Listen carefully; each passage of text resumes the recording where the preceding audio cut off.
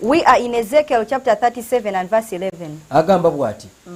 Nti awona ngamba nti omwana w'omuntu amagumba gano ye nnyumba yonna eya Isirayiri laba boogera nti amagumba gaffe gakaze n'essuubi lyaffe libuze nti tumaliddwawo ddala. Then he said unto me, Son of man, these bones are the whole house of Israel. Behold, they say, our bones are dried and our hope is lost. We are cut off on our part. Wow, musomesa owe nyini nga tu analyze ekigambo cut off. Yes, teacher, there as we analyze the word cut off, kitulaga nti twayawuzibwamu. it shows us that we were divided. Kati wetutuniranga Africa we yali. If we look at Africa as it were, Kuba ebyo ebiro batumanyanga Misiri. because in the previous eras we were known as Egypt, Ebyo ebiro twali omuntu omu. we were one. Ng'ekyali twawula And what was separating us zaalinga nnimi. were the languages. Okay. Yes, kati kangeze. Now let's Mu take an South example. Africa, In South Africa, tuneyo bakoyikoyi.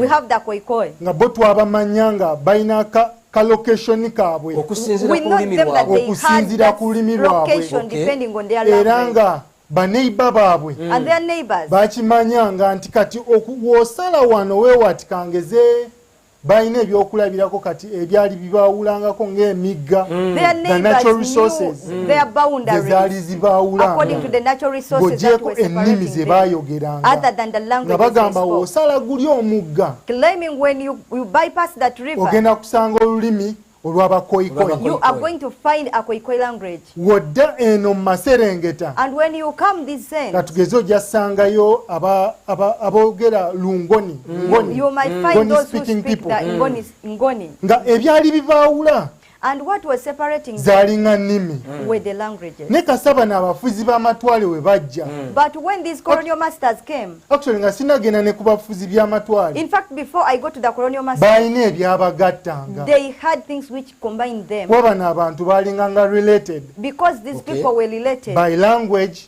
Okusinziira ku nnimi ze era boogera. ng'olulimi kale kangeze kati nga wano e Uganda And taking an tulina example of Uganda. abasoga n'abaganda Here in Uganda, we have the Basoga and the Luganda. ng'omusoga waayogera Omuganda That when- asobola obbiri. ng'omuganda asobola When someone omuwulira speaks in Lusoga, Kati a wano Luganda can wennyini hear. nnyini. Now here, slight differences zaalingawo entonotono Okubaawulako. there were just slight kwali kutono nnyo differences to ng'era nze separate them. wensala n'enzira Sayidi Ya- y'abangoni. y'abangoni That when you crossed z'omukoyikoyi From Khoikhoi to Ngoni, bansobola okuwuliziganya nabo they Yes. could hear one another. era in case of emergency yonna And in case of any tuba emergency, tusobola okusolovinga ekyo ekizibu they could solve that problem. kubanga the mode of communication yaliwo Yabangawo. Kubanga engeri y'okwogerezeganya yali. era w'olaba bano abafuzi b'amatwale we bajjira And if you see these colonial masters, by the time they came, nga baagala okutwawula they wanted to separate us.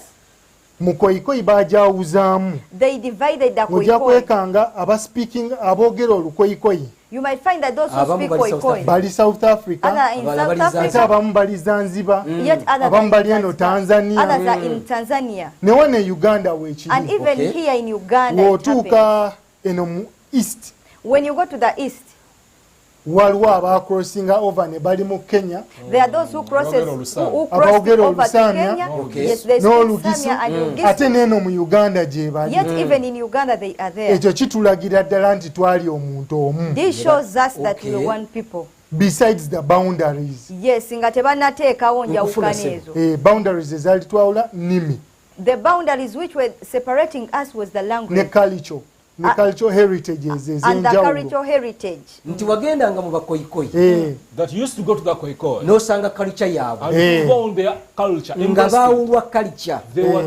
They were separated by cultures. ate ojja kwesangaawo wennyini nyini And you find that via there, culture via nga culture, balina ebibagatta ate culture wise that they have things nga that mulimu ebibagatta combine nga them aba South Africans according to bonna. their culture. Otyo. kati bano abafuzi b'amatwale we bajja Now when the colonial masters came, baatusalako they just cut us off. bajjukira bajja ne system ya divide and rule Remember, Batusala they ku came ki? with this system of divide and What rule. did they cut us Mpulira off from? tusaliddwa kuba tusala ku It's like ki? they cut us off from what? baatusalako ku bino ebintu ebisatu Okay. They cut us off from these three important things. tulina cultural heritage Ku busika We have bwaffe the obw'empisa cultural n'enneeyisa. heritage. obw'empisa n'enneeyisa The cultural heritage.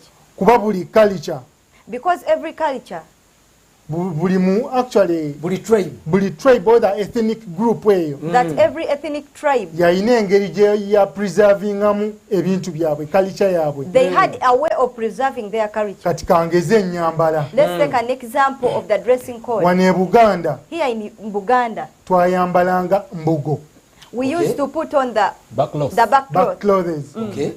Kati bano abafuzi b'amatwale bwe bajja Now when the colonial masters came, jjukira bajjira mabega wa njiri. remember they came behind the gospel. Enjiri ye yakulembera It is the gospel. naye nga which bo was mabega ahead. w'enjiri But behind that balinayo gospel, ebigendererwa byali they hidden. had Yes. other hidden intentions. Kati ne bajja ne batugamba mwe bafirika mmwe Now they came and told us, you abambazi Africans, b'embugo who put on back cloth, bino bya bwasitaani. these are satanic. Naye nga tebamanyi nti kuva nedda Not knowing that right from the beginning, twayambalanga bwe tutyo. this is the way we used to dress. Weewaawo sebo. Twandiyambadde embugo paka kati. Should we Weewaawo have sebo put on back twandibadde cloth up to tuzambala. now? So Yes, olinako indeed, kati we could- That's why Evangelist I stoppers. Can you stop us? Hey, Evangelist stoppers. Ngenda kuddayo wa Tikyoti. I'm going to go back to Naye njagala Ticha Otim, okuwuliza. but I want to hear from you. Tikyoti mwatugamba. Teacher Otim tells Mu us preservinga culture yaffe. to preserve a culture. Kati senga onekaanekanye mu lubugo. Right now you'd be in a back cloth. Ng'onekaanekanye. Very smart in a back cloth. Ekigambo ekyo kituufu. That one is true. Omanyi You know, kati tulaba abambadde embugo nga tebali smart. we see Right. people who put on back cloth as though Kubanga they are not smart waliwo today. engoye endala. Because there are other clothes. Okitegeera. Hope you We understand. have where we can compare to. Tuyina kye tuyinza okugeraageranyako. Hey. Tugeraageranya embugo ku suuti. We compare the back cloth to the suit. Naye singa ze zaaliwo tekyandibadde kibi. But if they're the ones Era we twandizibuuliriddemu put enjiri katooti. and would preach Hey. the gospel with them. Naye only that tuyina bye tukompea. Just that we have things we compare. Omanyi You know, ne suuti simbi. even a suit is not bad. Ndowooza bwe tuzambala tunyuma. Even when we put them on, we are smart. Naye ebintu by'okwambala biringanga bw'olaba Katonda bwe yatuwa ebyokulya ebingi. Things of dress code are just like the many foods God gave to us. N'atuwa zikapa tuzirye, embwa He gave us tuzirye, the buli kimu cats, tukirye. dogs that we eat Okugyako everything, omuntu yekka. except that woman alone. Bwetyo bwe yatugamba mu That's the Lugerabira Lord essula y'omwenda olunyira okusatu. In Genesis 9, Byonna byonna mbibadde okuba ki? that I've given them to you to be fruitful. Naye tutuuka ne tweroboza. But we reach and segregate outside. N'ogamba nze sijja kulya kapa. And we say, I will not eat a Nga puska. kivudde gy'oli. N'ensalawo ne nga nzijja Simply ggiri. decide and say, I will not eat a Sigamba nti puska. sigirya kubanga ya Not that muzizo. I eat it because it is abominable. Naye kuba nyinawo embuzi ewaka. Because I have goats at home. Nyinawo ennyama y'ente. I have Kiki ekindiisa beef. kapa? Why eat a puska? Kaakati mu mulembe guno gwe tulimu. Now, in this generation we are in. Zezo choices kati ze tuyina. So those are the choices we have. Nyinza obutajja no nga nyambadde olubugo. I will not come here putting on a back Kuba cloth. nyina amasuuti ge Because I nyamba. have suits I put on. Naye ate kati n'ekirala tulina nnyo okuba nga twegendereza But we nnyo. have to be very careful. Mu ngero essula y'okusatu olunyira okuna. In Proverbs chapter 3 and Bayibuli verse 4. etugamba nti twerage nnyo nga tusiimibwa abantu ne Katonda. The Bible tells us to show ourselves accepted by God and men. Nze obudde buno nyinza obutayambala lubugo. And now I can. Kubanga wenna alwambala bajja kugamba olaba omusumba omusamize. Because when I put it on, they will say, look at a sorcerer who is a pastor. Bajja kugamba alaba omusumba muki? Look at a sorcerer. Kubanga ne and a mindset yaffe bwe tuyakola Because ki? that is how our mindset is. Nti culture yaffe So it means our culture yafuuka ya busamize kati. became that of sorcerers. Mpozi kaakati Maybe nga now, bwe tuli mu kwongera okuyigiriza as we are abantu. continuing to learn, Era ojja kwesanga you'll find ojja kwesanga mu maaso awo ahead there. nga tutandise okumodifyinga embugo When zaffe we have modified our background tuzikozeemu amasuuti and make suits out of them, era nga kati obudde buno kye tuli mu kukola right now what we're tuli doing, mu kwoza endowooza gye baatussaamu we are eyabacolonial masters. brainwashing the mindset of the naye obudde colonial buno masters. sisobola niwemba kati obudde buno nga But right nsomesa now, sisobola kujja na lubugo I cannot come with a back cloth. sisobola Stoppers ziri paka wakati. ng'abantu banaaziddwamu endowooza Sanctified of that gye baatuleka mu mindset bacolonial that masters. was left behind by the colonial masters. Njagala owulira ku I want to hear from Teacher Betty. Teacher Betty, Wanyi msomesa. Yes, teacher Betty. bwe tuli essaawa eno Where we are now, tikyotimu omuwulidde you have Holy had Teacher Otim ne Evangelist stoppers and omuwulidde. Evangelist Holy Topaz. tikyotimu agamba Teacher Otim said tetwatemwako okuva ku culture yaffe that were cut off from our culture netubeera divided and were divided. era buli ggwanga ku muwanga 5 mwana And every nation among the 54 nations of buli limu lirina Africa, culture yalyo each waali. one has its own culture today. oyogera kiggwe ku kyokuba tikyotimu atuwadde ekyokulabirako Teacher Otim has given us an example nti that Culture y'Abafirika olwaleero African culture today erabikanga ey'obusamize. seems to be as though they are sorcerers. Sitaani yali abagiza ku lugugu, yali awesiza ku Has Satan ever fashioned Ate teyali any ya backcloth? busamize. It wasn't of sorcery. Era ekiyitibwa culture si kya busamize. And what we term as culture is not of sorcery. Lwakuba nti tukkiriziganya ku nsonga eno It's because we agree upon nti this abafuzi issue b'amatwale bwe bajja that when the colonial masters came, baanoonya engeri gye basobola okutwawuzaamu wakati. they devised Divide means. Aha. They devised means of dividing Kati ne us. basanga nga kye twali tulabanga kalica yaffe And they found what we saw as our culture. ne balaba nga kituwadde nnyo okubeera obumu And it has brought much unity amidst ate nga bo us. ekigendererwa kye baalina Yet their intention kwe was kulaba nti batwawuzaamu wakati. is to see that they divide Kati us. kye baakola What they baali did, balina okutuyigiriza they had to teach nti us eno kalica gye tulina that this culture that we yawa have setaani. is of Yes. Satan. Ate teri Yes. mufirika ayagala bintu by'abasitaani And there ebyo. is no African that wants demonic Kati things. bwe batandika otugamba nti ebyo ebintu bya sitaani automatically omwoyo gwali gulina okwabuzibwa. When they started telling us that these things Kati are of the ne devil, tubeera so, n'abasigalawo and we had the people who remained, era tubalina mu Africa wano and we have them in Africa. nga bo baasigala ne wabanga kagurupu katini bwe kati And they remained even though they are nga a bo small basigala group. bavaluwinga kalica yaabwe. For them, they still value their Kati ne culture. wabeeraawo abalala nga bagamba nti ebyo bya sitaani tetusobola na And biyingira. there are others who say that those things are of the devil. We Naye nga can't entangle tekyandibadde in them. kibi. tekyandibadde It kibi. wouldn't be Tekyandibadde bad. kibi. Naye baatuwa endowooza enkyamu. But they gave us a wrong mindset. Kubanga jjukira mu pointi gye tulaba Remember the ye point you are Katonda seeing. atugamba God nti says eno semazinga that this yagiwa continent, eby'obugagga. He gave it Kyokka mu riches. by'obugagga by'alaga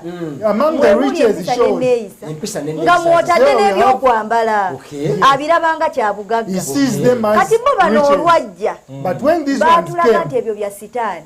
they showed us that these Kati things olaba are of the obuzibu devil. obwo ne tutuuka okwesalamu. We reached a point and divided ourselves. Kati obuzibu bwavaawo. That's where the problem came from. My goodness. Oyo omusomesa Betty That Jackson is teacher Betty Jackson. omuwulidde. We've heard from her. Wabula ndaba Teacher Vincent alina engeri gy'antunuuliramu. There is a way Teacher Vincent is being. Teacher Vincent alina engeri. Teacher Vincent ogamba ki? Teacher Vincent, what are you saying? Kali kyeno ogyogerako ki? What do you speak about this culture? Bwe twogera ku kigambo culture, When we speak of the word culture, ze mbeera eza bulijjo ez'abantu, these are people's moral conduct, Okay. engeri gye beeyisaamu. the way they conduct themselves. Wabula w'ogeraageranya Africa ne semazinga endala. But when you compare Africa with other continents, Africa ye semazinga eyina abantu abalina culture ekyasinze okubeera ennungi. Africa is a continent with a very good culture Olw'ensonga buli yajjanga wano mu semazinga yaffe yayanirizibwa. because everyone who used to come to this continent of Africa Vincent. was welcomed. Kiri mu culture y'Abafirika. So Teacher Vincent is within the culture of Africans Okwaniriza. Okwaniriza to buli welcome yajja. everyone who comes. We are hospitable. Si mu ggwanga nga Uganda lyokka wabula Not in semazinga Uganda yonna. alone, but the whole continent of Africa. Y'ensonga lwaki baganda baffe ba colonial master bwe bajja. That is why when our brethren, the colonial masters came, we welcomed them. Oh, we welcome terrible people. Kati bwe baatuuka ne balaba nga culture yaffe yali nnungi nga tugyagala nnyo. Upon reaching here, when they saw that our culture was very good and we loved Ne it most, banoonya engeri zonna zonna ez'okugifutyanka they looked for all possible ways to treat it down, okutulaga nti mbi to show us Ya that it's mabega really nnyo. bad, it is backward, era ebyabwe byokka bye and birungi. it's only theirs which is civilized. Naye ebiro bye tulimu But these eras we are in, nga Mukama ayagala okukomyawo omwoyo gwa Africa. when God wants to return the spirit of Africa, Kye kiseera tuddeyo ku kalica zaffe. this is the time to go back to our Si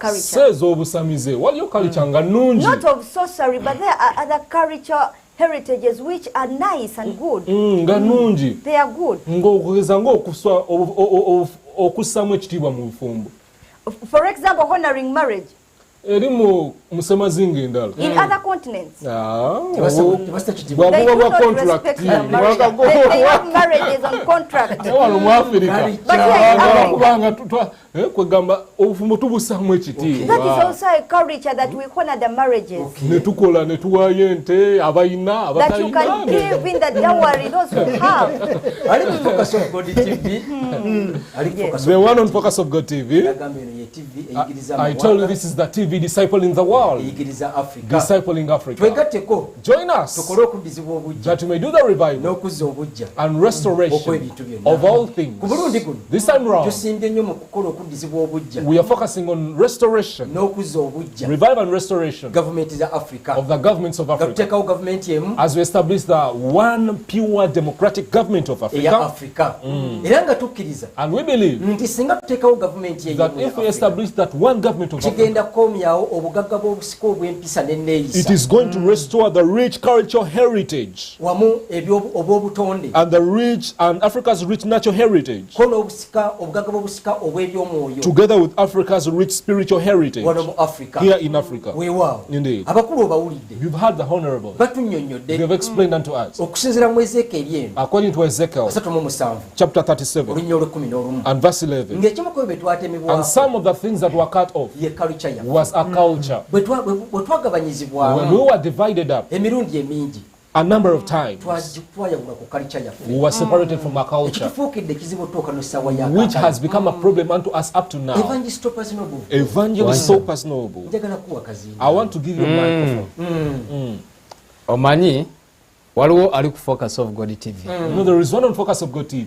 Yeewuunyiza nnyo abalokole aboogera ku culture He has become surprised of the born again that speak era about nga bali culture. ku TV ya And they bulokole are on a television of born again. bali mu kuwagira cultures mu They are Africa. supporting cultures in Africa. Naye muganda wange gwadde afunyemu okwemulugunya okutono okwo, But you, my brother, who has a little complaint, just ekigambo culture ndowooza kye kyetaaga maybe the okwongera word okunnyonnyolwa. culture needs to be expounded more.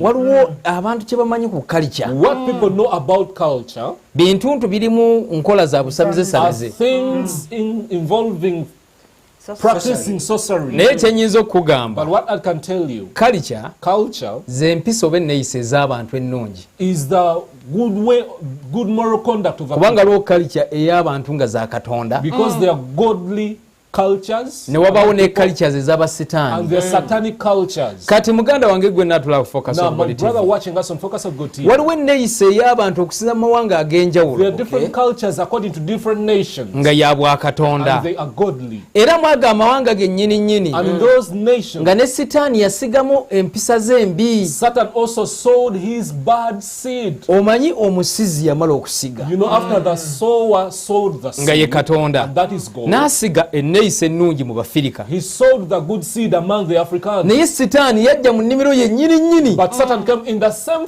field n'asigamu amaggwa. and sowed thorns. Kati kankuweyo Now, let me ekyokulabirako. give you an example. Tulina baganda baffe We abakalamojja, have a brother in the Karamajong.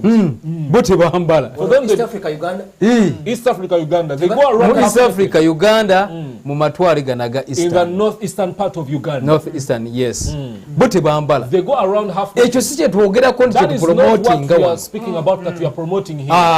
No. Evangelist Topaz, tebambalya ddala batambula bali bute Bukyali culture wise bo nga bo. Half naked. No, bute. Naked, pure naked. Nga n'akaliba tekuli wano kubanga waliwo abamu. Evangelist, abo abasajja balina mode of their dressing. Those people had their mode of dressing. Enyamba balina ennyambala yabwe era woogenda kati They had their mode of woogenda dressing. Karamoja And when you go to paka kati Karamoja, bagipreserving. up to now they preserve it. Ekyo si kye tuzze okugira okuba kati amazima gali nti ennyambala That y'Abakalamojja is not what we've come to ffenna promote. tugimanyi, because ebeera ya bwereere eyo yo it is half tetekkirizibwa naked, it's not accepted. era si gye tuzze okwogerako That wano. is what we are not speaking about here. omukalamoja omusanga ng'atambula butambuzi bwati Nze nkugambye sigendangayo, never gone ne ba there. eyewitnesses ne video But the zendabye eyewitnesses and the videos I've watched, tebambala, don't naye put kati on. omulundi guno bagenze bakola that this ki? time round they have gone on Bagenze improving. bakyusa. They have gone on improving. Kati ebyo si bye, eyo culture si gye So twogerako. that is not what we are talking about. Waliwo gundi ennyambala emu eri mu baganda baffe Baswatini, There is a dress code in our brethren in mu Eswatini. Swatini, mu South Africa. Eyo amabeere g'abakazi nga gali bweru. When the breasts Ebyo are si bye just on twogerako. display, that is not what we are Eyo ye talking about. culture embi eya Setaani That gyajja is the evil n'asiga culture of Satan that he came mu and sowed Bafirika. among the Kubanga Africans. waliwo ayinza okugamba muli wano mupromotinga bya Because culture. someone may say you're here promoting Western culture. Fe ono kye tumanyi ku culture. What we know here about Era abazungu culture kye baatulekera. and what the Western world left unto Byebyo us. nga bye nnyonnyodde. They are the things I've explained unto you. Omusajja Man. taata yeebaka ku mukazi wa mutabani we. Owulira ebigambo ng'ebyo. On daughter Ebyo in bye law. tumanyi nti mu cultures abantu bye babadde bakola ki. That is what we Naye tuyinamu culture ennungi. But we have good cultures. Kansooke nkunnyonnyoleko wano nga mu Buganda. Let me explain to you like Wenkulidde here wano in mu Buganda, Buganda, East Africa, where I Uganda. have grown up from. Bw'otunuulira nti wano mu Buganda bakubiriza abakazi n'abasajja okufumbiriganwa nga obufumbo. mukazi na musajja. Here in Uganda they encourage Eyo culture marriage between nnungi. man and woman. Era n'omukazi okunywerera mu bufumbo And even a woman to be there in her yabanga marriage. culture ya Buganda. It was a culture in Era nga Uganda. baabikolanga. And they used to do that. Omukazi we baamugabanga mu When a bufumbo woman was given out in marriage, n'ekitanda kye ne bakyokya. her bed Teri kudda at wano. home would be burnt. Not going back Ekisenge home. mu abadde asula ne And bassaamu her room, embuzi. where she used to sleep, Eyo they culture put yabanga their nnungi. goats. That was Era a good abakazi culture. kyabakuumiranga nnyo mu bufumbo. And it kept women in Ne marriage. bafumba nga tebanoba. And they used to Kubanga- be in marriage without divorcing. Aba amanyi talina wakukola ki. Because he knows Wakuddukira. she has no option to Naye do. culture ye bw'egenze But when the ng'evaawo culture has faded away, kyova olaba kati omukazi bamugyamu katono that is why a woman is rebuked a little N'adduka and she n'agenda runs ewaka. away tagambwako. home. She's never instructed. Kati ezo culture ze tuzze nga So, twogerako those are the cultures we come speaking zebadde about baasalako. that had been cut off. Twasalako ebintu bingi. Many things were cut off. Naye sisobola kubeera mwogezi But I nzekka cannot be a, nga pana ejjuddeko abakazi n'abasajja balina amagezi. Mbaddeyo pulesi. Kale era ebintu bingi. so there are many things. Naye evangelistopers ensonga gy'atuleetera ntuufu. What Evangelist Sopad is bringing to us is true. Atulaze He has showed us nti weewaawo tulina okupreservinga that culture we need to yaffe. have to preserve our Naye culture. tulinamu ezitagwanira kubanga But we zikuumibwa. have those that don't deserve to be preserved. Yes. ng'omubi yajja n'atwongeramu ensi When the enkyamu. evil one came and added in an evil seed. weewaawo Indeed. naye ezeekeri eno But Ezekiel, njagala kukomawo eri tikyotiimu. I want to come back to teacher Otim. ezeekeri 37 olunyira olw'ekkumi n'olumu. Ezekiel chapter 37 and verse abaana 11. ba isirayiri The bano children of Israel, balaga nti baali batemeddwako. it shows that they were cut off. okusooka basooka okubanga beeyawuddemu emirundi First of all, they were divided up 12 times. emirundi 12. 12 times. Engabanya y'emu The same division, n'okusingawo even more, eri mu africa is in Africa. mirundi 5 mu emeka. Around Yeah. 54 kitegeeza times. twegabanya ne It means twetemamu we divided ourselves, cut ourselves ne into pieces, ne tweyongera ne and we twetemaatemamu. divided ourselves more. olowooza africa eno nga yeegasse If Africa is united, ng'ekomyewo okubeera obumu, and when it has come back to be as one, kubanga bwe mba ntunuulira because if I'm looking around, ntunuulira ekintu ekibadde awamu I look at something that has been ne whole bakitematemamu emirundi 5 and mu then ena, divided up into 54 times, nga and tulwana we are okukikomyawo. fighting to restore it. naye nga bwe tukizza But when we restore it, emiganyulo nkuyanja, there are so many advantages, ng'era ogumu ku jjo and one of them is tukomyawo empisa n'enneeyisa we zaffe restore our cultural heritage. ne zikomawo mu ffe abafirika. They return to us, the Africans. tuddamu okwenyumiriza mu africa Then we ng'abafirika. delight in our Africa as Africans. tikyotiimu ate amaanyi Teacher makozi ne gakomawo. Amaanyi And the Makozi labor gakomawo. force comes back. tikyotiimu Teacher Otim, ekibuuzo kyange kiri my wano question is here unto you. nti mu kwetemamu kuno In this division, biki ebikyatuziyiza okuba nga twegatta what are the hindrances of our unity ng'abafirika, as Africans? kubanga ekyali kiremesezza bali Because what hindered the others, ebyabalemesa what hindered the Israelites, buli ggwanga lyali liraba nga lyesobola. every nation seemed to be independent. tolowooza nga abafirika tukyawulira embavu ffe. Don't you think Africans still feel that urge? kyo kituufu ku budde buno Yes, indeed, at this time, ffenna abeeyawudde oba africa egabanyizibwamu. this Africa which is divided, first of all omwoyo ogwali gutugatta awamu otyo first of all, the spirit which could unite us gwe gwayawuzibwamu. is the one which was divided. buli omu endowooza ye n'ebeera yanjawulo ku ya munne. And everyone had a different mindset from the buli other. omu ne yeekulyetingirawo ye kiki kyayagala. Everyone created what they used to want. uganda alina kyayagala Uganda has something it loves era alina kyayagala okupreservinga. and what they would like to preserve.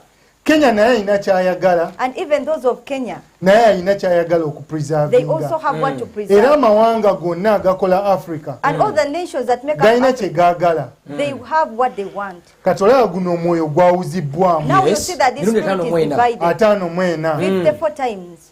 that means okusalibwawo kwaffe Kitegeeza nti our being cut off, kwatukosa nnyo it really harmed us. mu zino ensonga esatu mukama ze yasooka n'anokolayo In the three issues Okuli that God culture, first gave culture us, nakyo including culture, ne spiritual heritage the natural and the spiritual heritage. ngenda kusinga nnyo kubeesinga nnyo ku cultural heritage I'm going to base mostly on the empisa cultural heritage. n'enneeyisa yaffe On the cultural heritage. omanyi nga tetunaba kwawuzibwamu nga tuli omuntu omu nga Africa Before us being divided as okuyita Africa mu nnimi zaffe through our languages, twalina ebintu bye twali tusoosowoza okusookera ddala we had things that we were fronting. kati kangeze kati nga amawa the culture ezaali mu Uganda For example, the different cultures in Uganda. buli omu yavaayo n'akole okuyiiya kwe Everyone came up with an invention. kati kangeze mu kalica yange For example, in my culture, nja kuvaayo njiye ennyimba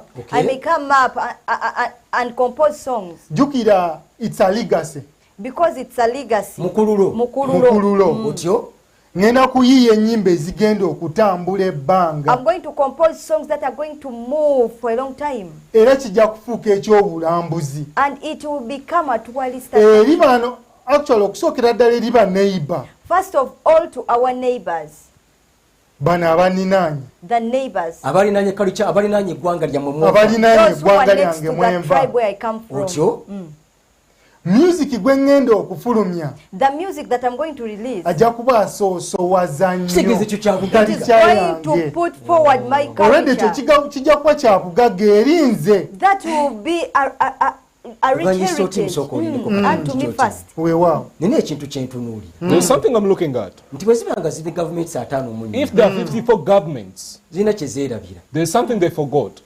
zeerabira nti zisobola okutumbula ku byenfuna byaffe They forgot that they can boost our economies okuyita mu cultural heritage through the cultural heritage.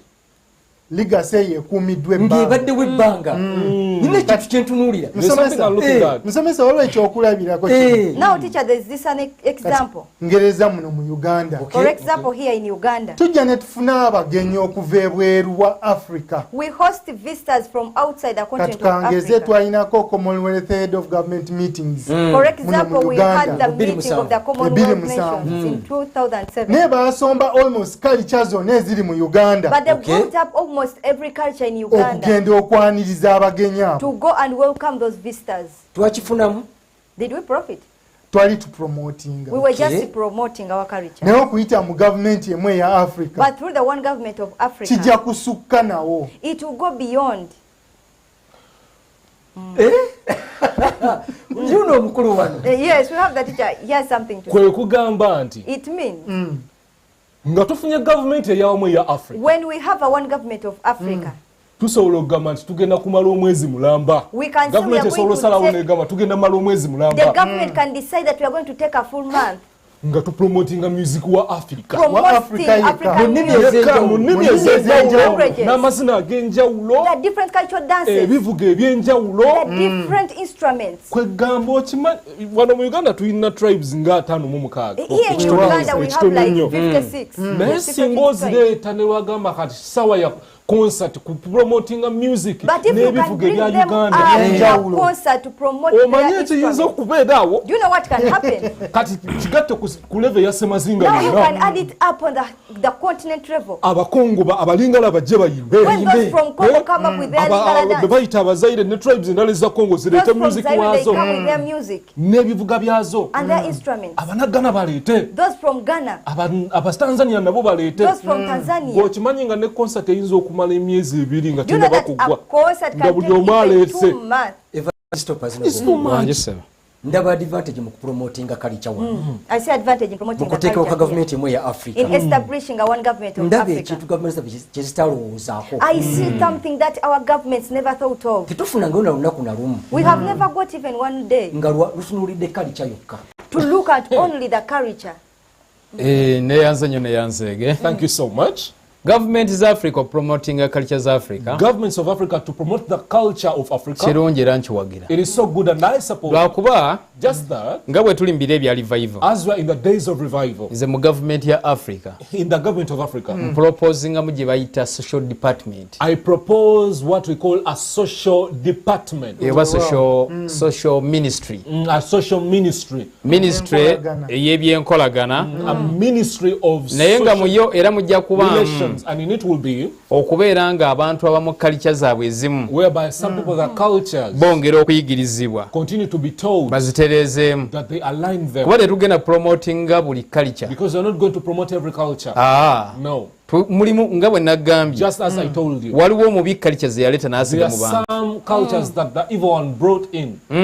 Era simanyi nti oba ku gundi ku kyogamu and I don't know if on bwe baleeta ba cultures ez'enjawulo they brought the different cultures baleeteramu abatambadde they brought those who are not clothed. kyemmanya ki tebakola ki why I know they didn't bring them baba nga baaliyo olwedda abatayambala babagamba naye mubikebikkeko kakatonto. What we are looking at here is I look at a nation like Nigeria. Over 3,000 tribes. 300. Over 300 tribes. Over 300 tribes. Tribes are defined by culture. That those tribes are defined by culture. They have different languages. They have different interconnections. Look at the image of Africa. When we have people who have come to look at our oral speech. 300 languages. 300 languages. kyekyo kyembadde nkugamba nti waliwo embi etugenda okupromoting kuba kati ng'olulimi tosobola kuŋŋamba nti olulimi lwa sitaani okitegeera naye ennyambala kati wano mu nnyambala neneeyisa ezimu olwo byetutagenda promotinga waliwo amawanga naggambye omulenzi bw'awasa omukazi when a man marries a woman, taata asooka kubuuza ente zange gye zagenze wagwanidde. The father of that girl or father-in-law asks. Asooka kukebera ategeere oba ente zakola ki gye zigenda wagwanidde. Kati eka gye tugenda kukola ki era si bye twogerako wano. What you're talking about is a father-in-law first testing the girl of his son. Osigera to confirm that ente gye zageza okoze ebyo byo tetusobola byo bipromoting byo bibeera against the human standard because they are against the human standard embeera z'obwongo ekintu evangelist noble kyetugezaako wano okulaba legacy what we are trying to see is the legacy omukuliro okuva nedda right from the beginning of olden enjogera for example era ne kati weeri even today ennyambala the dress code music waffe ennyambala yonna nati era si yonna era katugeze gundi tulina olondamu okimanyi abedda bambala obulungi okusinga abo abaleero. Did you know people of olden days used to clothe better than those of today? Era si bonna. Are you focus of God TV? What is focus of God TV? Let's come back briefly. When we come back, you're going to call us so that we can hear from you. What do you see? What do you have to say about it? Let's come back briefly.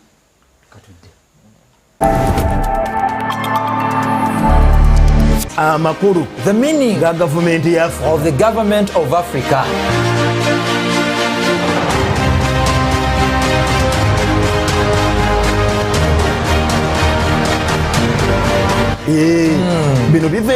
These come from God, not from human beings. For the people and the people. What the other definition of social studies? Leaders are given authority. Yes.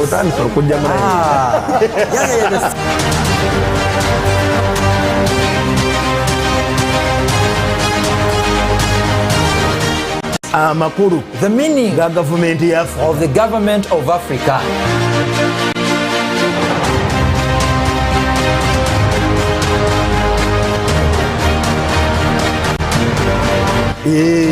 bino biva eri ani? These come from God, so seri ffe abantu, not from human beings. for the people and the people. Not the other definition of social studies.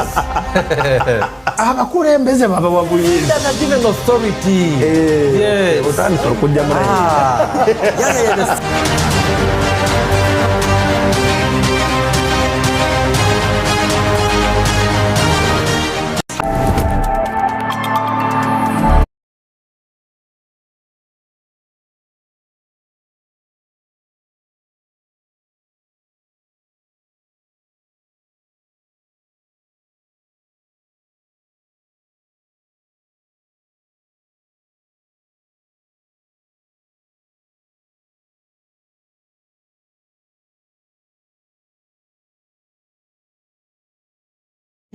and to protect the values of Africa. You're with me, Teacher Jacob Israel, on behalf of Pastor Shalom Shalom, and on behalf of the teaching priest. We are still continuing with part 14 as we talk about it, as to why God gave us this program, the government of Africa, all the kingdom of Africa. We are now focusing on history. That is why we have laid much emphasis that the government of Africa, all the kingdom of Africa, is the spirit of Africa. And it means the continent is rich cultural heritage. The continent is rich cultural heritage. Africa's rich natural heritage and Africa's spiritual heritage. We are still in a talk show. Indeed. And when we went to a break, we had reached onto an aspect, Ezekiel chapter 37 and verse 11, where we looked at the last portion of it, that even we were cut off.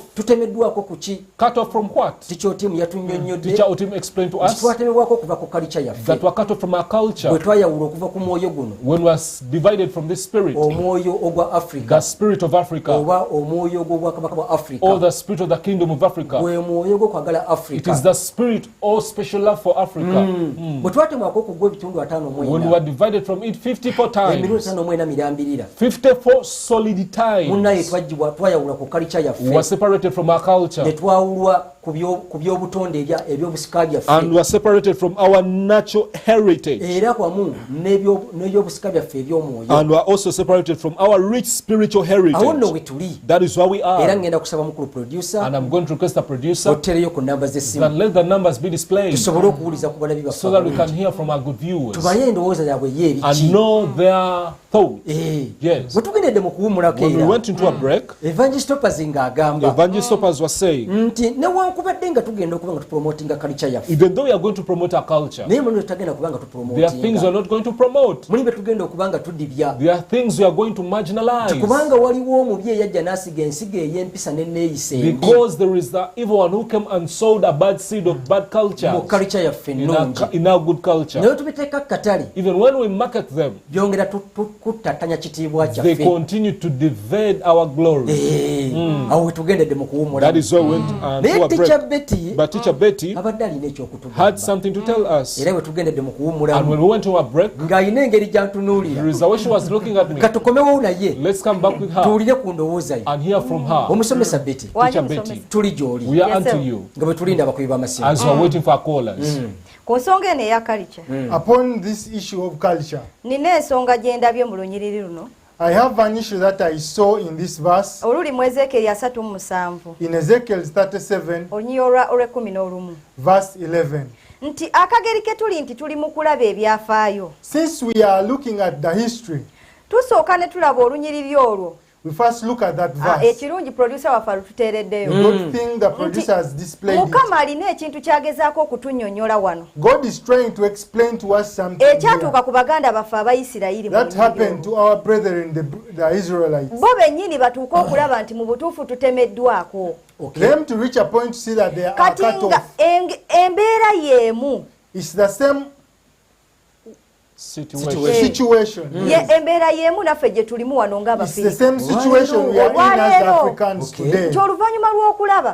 after seeing nti ffenna twatuuka ekiseera nga tugabanyiziddwa nnyo, that all of us we are divided, nga tuli divided, n'otuuka n'ekiseera nga n'omutima munda mu ggwe we reach a point even our heart tegukyalimu bulamu, has no life. ne tutuuka n'okuvunda amagumba gonna, Our bones reach a point and they get rotten. ne tulaba nga tutemeddwako ku bulamu, We see that we are cut off from life. naye ate omwoyo guno gwe guleeta obulamu.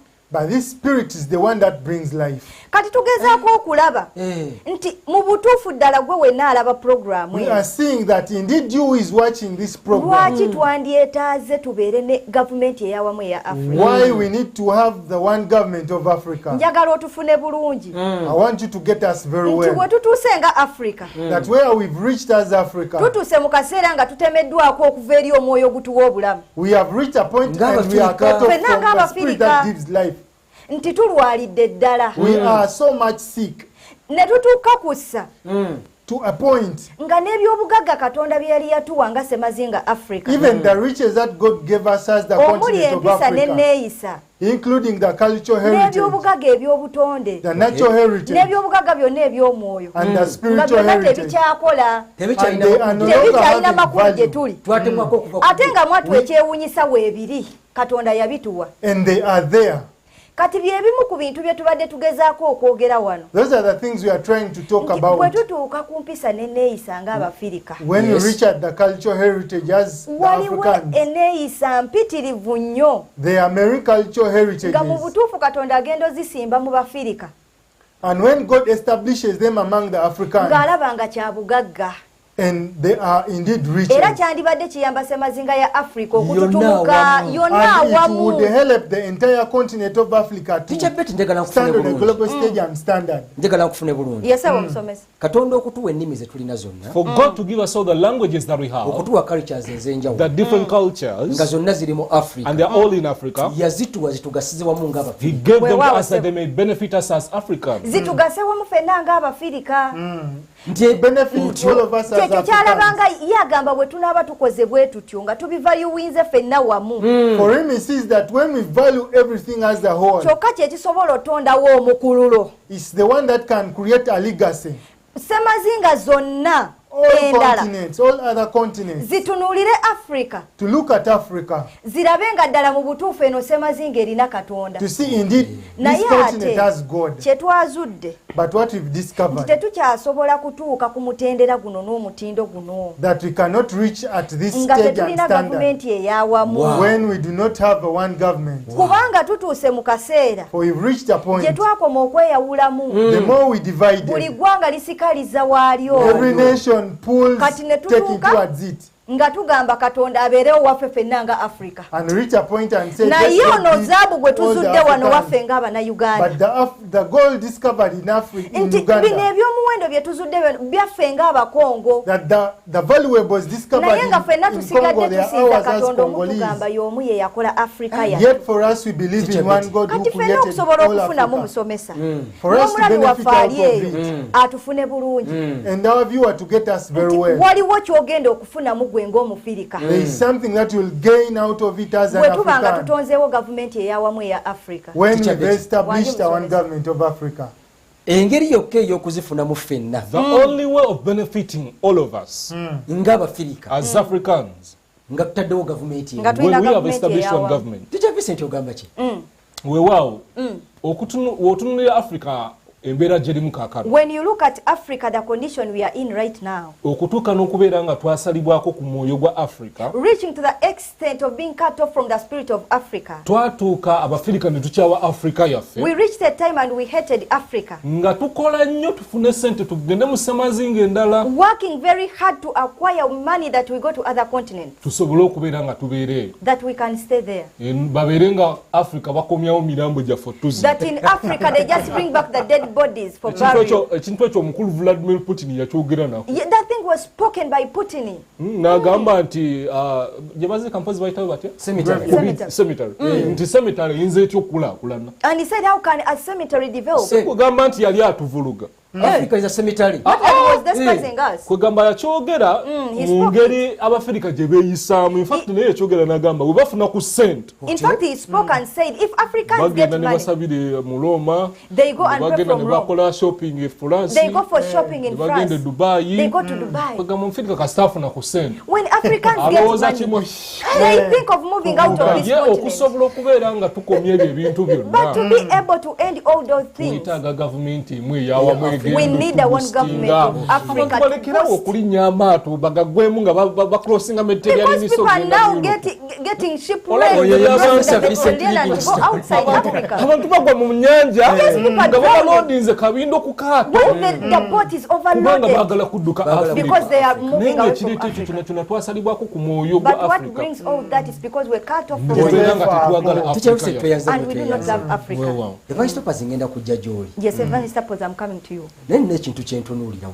There is something I'm focusing on here. tetufunye mu culture yaffe ffenna ng'abafirika We've not gotten in our culture as Africans. ffenna awamu We've not benefited from our culture as Africans lwakwetematemamu just because of division. olw'okweyawulamu Divisions. tubuliddwa eggwanga lisobola okusoosootwaza We fail to prioritize a certain nation. kubanga katusoosootowaza eririwa Which one should we prioritize out of all the nations of Africa? gonna ataano mwana Out of all the 54 nations of Africa, which Twenyumirize culture mweriwa. should we prioritize and delight in? evangestopas ogamba ki What are you saying, Evangelist Topaz? neyanza nyo neyanzeege Thank you mubufunze indeed. dakiika bbiri. bw'otunuulira Ezekiel eno essula ya 37:10 When you look at Ezekiel 37:11, kano akagundi akanyomera akagamba nti the last twasalibwako aspect that shows that we are cut off. manyi abaana ba Isirayiri baali basalibwako ebintu bingi ne batuuka n'obyerabira Children of Israel were cut off from many things and they reached the next batuuka ne beerabira nti baalina kitaabu omu katonda gwe yawaako they had obujulizi one father whom God gave nti yali musajja mukkiriza that he was a man of faith. batuuka ne beerabira They nti reached baava mu the bika 12 that they came out of the 12 clans. era nga One father, Yakobo one father Jacob, and out of him came 12 tribes. kati ebintu ebyo nga ebyali ku baana ba So Isirayiri just as they were on the Israelites, naffe abafirika bitubaddeko even so as Africans, they have happened unto us. wano nga abafirika tulina ekizibu kinene Here as Africans, we have one problem. twasalibwako ebyafaayo byaffe eby'omugaso eby'emabega All our significant history was cut off. Yes. twasalibwako ebyafaayo byaffe Our very important history was era cut off. ffe abafirika twemanyi ng'abantu ndowooza okuva ku luberebere twalemererwa And as Africa now we know ourselves as people ekyo who kitukozesezza from the nnyo beginning has affected us so bw'otunuulira mu much. history When you look at history, tewabangawo ggwanga oba lukalu lwali lwaddeko there n'ebyenfuna has never been a continent with Ebyamaanyi great nga economy Africa. as Africa. yes Yes. we are the superpower economically Economically, we are the superpower. tetuli mu third world In the third world. ekyo bakitaddeko buteesi That has just been imputed on us. naye okuviira ddala mu myaka mu bisi But right from the ancient days of africa BC, yabanga kiddukiro Africa was a ky'abantu refuge nga for bajja wano everyone. They would run to We Africa wali for buli problems. kimu. That is where everything was. era wali okuyiganyizibwa kati nga bw'otunuulya obudde buno amerika Just as America is today. nti kati bwannabyabufuzi abayiganyizibwa Politicians who are baddukira mu persecuted, amerika they seek for a political naffe asylum in abafirika Africa. twabeerako mu ekyo ekifo Even Africa were in that olaba ne mukama position. waffe yesu kristo bwe bamuyigganya yaddukira wano wano waliwo buli Took kimu refuge in Africa.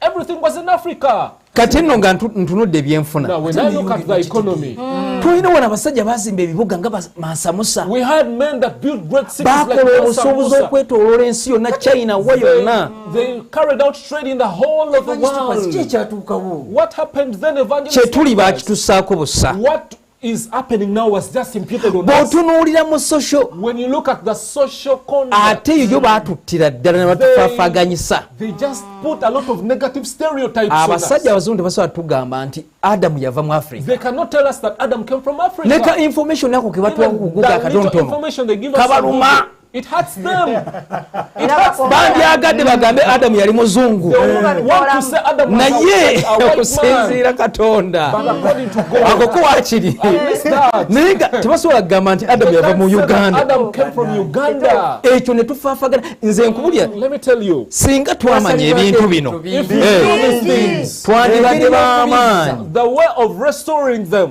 We need our government of Africa. I want pure democratic government of Africa. Kati kankubuulireyo. Now let me tell you another thing. Africa yatuuka neefuga ensi. Africa once ruled the world. Yes. Once ruled naye the world. Kitugamba kati. But they can't tell it to us, the great pharaohs of Egypt. Tebasobola tugamba. They can't tell us nti Africa yali esinziza ku Katonda omulamu. That Africa has ever worshipped the living God. Tetwali basamize. Ate kyo ffe kye bakusaako. Those are the negative stereotypes. Ne wano wabangawo abantu abaasiza Katonda omulamu. That worshipped the living God. Era nga bo bagamba waliwo Katonda ali waggulu ennyo. They used to say there is the most high God. Evangelist ensonga zo zeetaaga kwekennenyeza ddala. Your issues need to be analyzed. Batemako ku byafaayo They cut off our history. Nange bwe neetegereza. And when I analyze ebyafaayo ebyogera ku Africa, the history speaking about Africa before colonialism, batuwa slavery. They gave us slavery. They give us slavery. Kati before slavery. But before slavery, what was there? They can't show it to you, they hide it from us. We've gotten at least one caller. What do you say about that? Yes. In 2 minutes that we may say bad. Evangelist Nobotopas kyayogedde ekyo kituufu. What Evangelist Nobotopas has spoken is true. Nice wa supplementing yes, kale.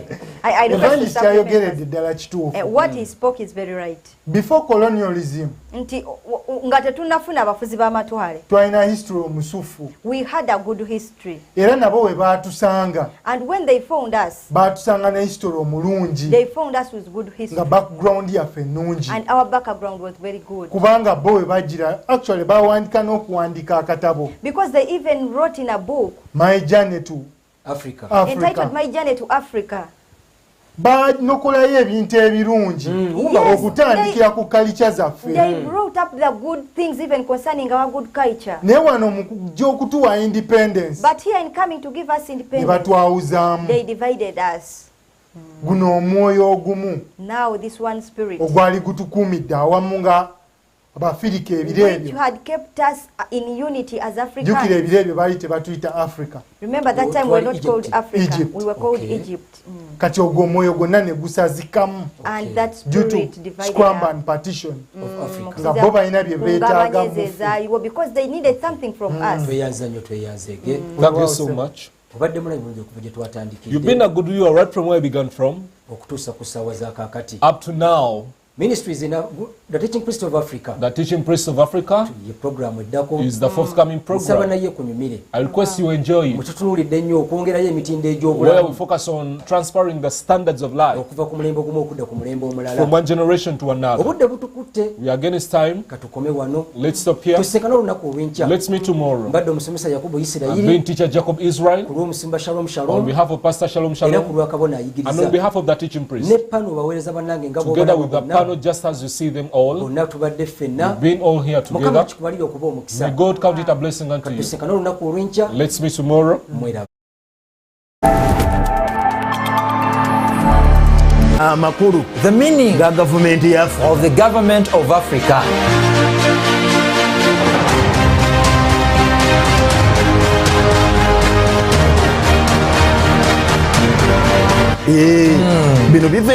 These come from God, not from human beings. For the people and the people. Not the other definition of social studies. That